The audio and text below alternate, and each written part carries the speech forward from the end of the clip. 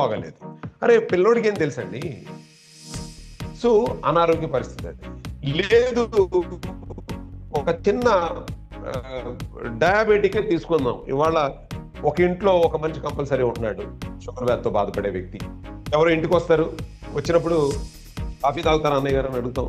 అవునమ్మా ఇవ్వు అని అంటారు. షుగర్ ఏమంటారా అంటారు. అతను ఏమనుకోవాలి, అప్పటిదాకా షుగర్ రాకపోతే మాడ నాకు షుగర్ వచ్చింది అనుకుంటున్నావా, మీ ఆయనకు వస్తే నాకు కూడా వచ్చినట్టేనని మనసులో అనుకుంటాడు, బయటకు అనకపోయినా అని.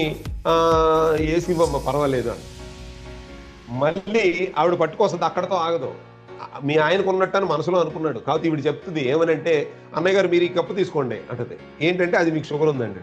ఏమంటే మీరు ఈ కప్పు తీసుకోండి, మీ దీంట్లో షుగర్ లేదంటది. అంటే మరి డైరెక్ట్గా ఆయనకి చెప్పేసింది మా ఆయనకి షుగర్ ఉంది. ఈయన మనసు ఎలా నొచ్చుకుంటది.